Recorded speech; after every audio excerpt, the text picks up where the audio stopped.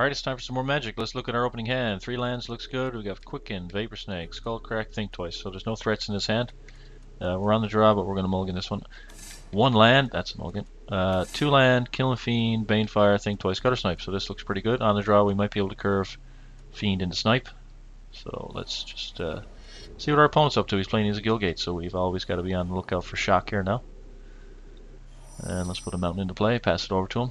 He could be playing, you know, there's a whole bunch of different Izzet decks in this game. He could be playing the Kiln Fiend deck like we're playing, and he could be playing the control deck. I've got a Kiln Fiend, I'm sorry, another Izzet deck myself. He's playing Electromancer, so he's probably spell heavy. I've got another Izzet deck myself that's pretty heavy into control.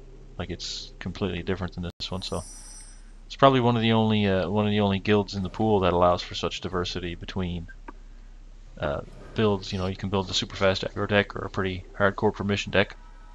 So we're just going to drop the Fiend into play against his Electromancer and pass it back to him. Let's see what kind of stuff he's doing. He can play Inspiration on turn 3. He can do weird stuff like that. He can play Krinkle's Command for 1 mana.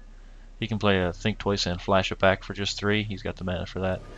Tectonic Rift. Okay, we're playing against a land destruction deck. This is going to be interesting. This is going to be interesting to show.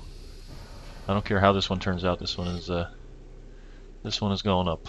This is funny. Land destruction. Oh my goodness.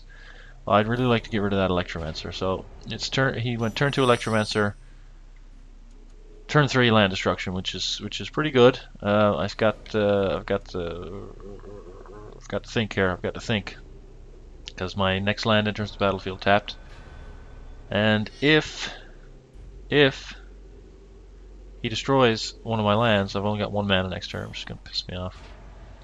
But hey, let's drop another Kiln Fiend into play. Hopefully, if he destroys a land, it'll be the island. I can play a tap land, Banefire for 0, swing for 8. I don't know, something foolish like that. Yeah, more land destruction. Oh goodness, is it the mountain?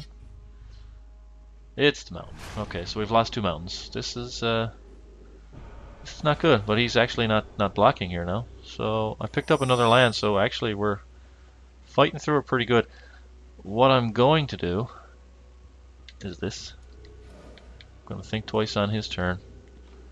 I don't want to trade with I don't want to trade right now. And hopefully pick up an untapped mountain. I've only got 9 total in the deck. 2 of them are in the graveyard right now. Tectonic Rift. Oh my goodness. Well, cast Think Twice before it's dead. 3 land destruction spells in a row. Can we fight through it? Can we fight through it? Oh my goodness, this is ridiculous. And he gets to play Hot Soup. Okay.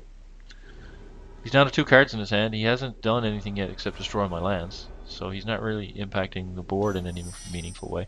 So I need to get some red mana into play. So unfortunately that means I just got to take a turn off. Wow, I can't believe there's a maximum of 7 land destruction spells if you don't count Mold Shambler. So you can run, this one's uncommon. You can run 3 Rifts. And you can run 4 Demolishes. And he went boom, boom, boom. On turns 3, 4, and 5. Just to set me back. So if it wasn't for that, I'd probably be complaining about Mana Flood. Because look at this. I got 3 land cards in the graveyard. 2 on the battlefield, 1 in hand.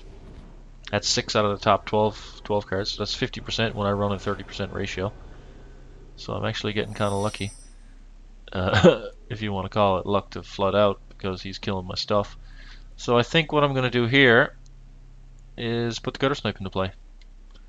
That seems to be the thing to do, and then I can start using Banefire, Skullcracks to do that. Oh my goodness! Oh my, land destruction.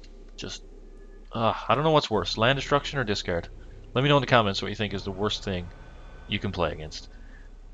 I think it's discard. I hate it. I hate it when people make me discard cards.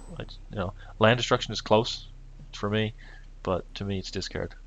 Tectonic Rift. Oh my god, he's got another one. What is this guy? Is he hacking the game?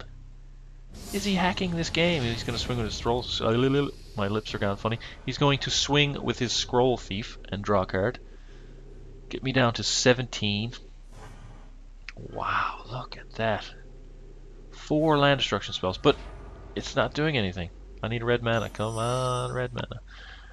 Okay, alright. I'm going to temporarily remove his blocker and swing for 8,000. Just because I got to start doing something. Does he have a shock for one of my fiends? So that pumps these guys up to 8.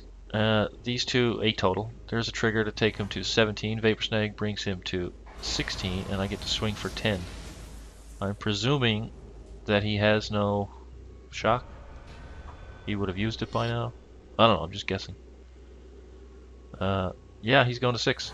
So it's all well and good to destroy. I haven't won the game yet now, but it's all well and good to destroy your opponent's lands. But if you're not actually going to do anything, then really, what's the point? Just to say you blew up their lands? I don't know.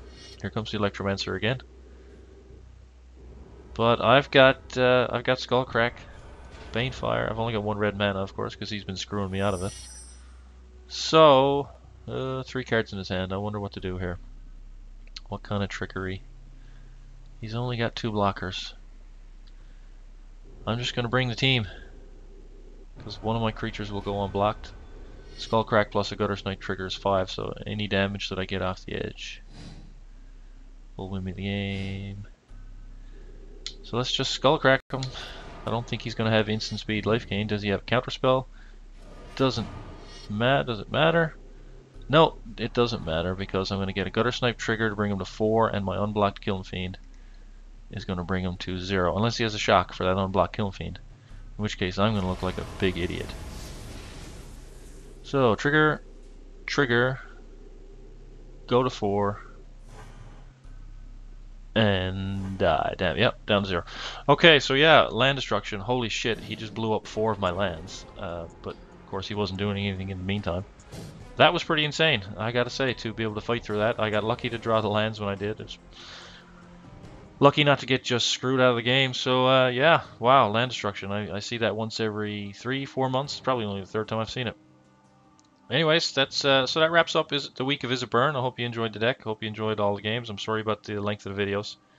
You know, I mean, certain decks I'm going to play are going to be like that. I think my my strategy going forward is going to be, you know, if I decide to show you a Goblin aggro deck, that I'll probably put up 2 matches, maybe 3 a day, because they're so fast. So we'll see what happens in the future, and as I get better at this whole YouTube thing. Thanks all for sticking around and watching me. I'm going to just randomly thank Force again for sending 1,000 people my way. I really appreciate it, and we'll see you with my new, not my new deck tech, but my old Grixis control list tomorrow. So hopefully everyone's excited about that. It's my favorite deck of all time, and we'll see you tomorrow.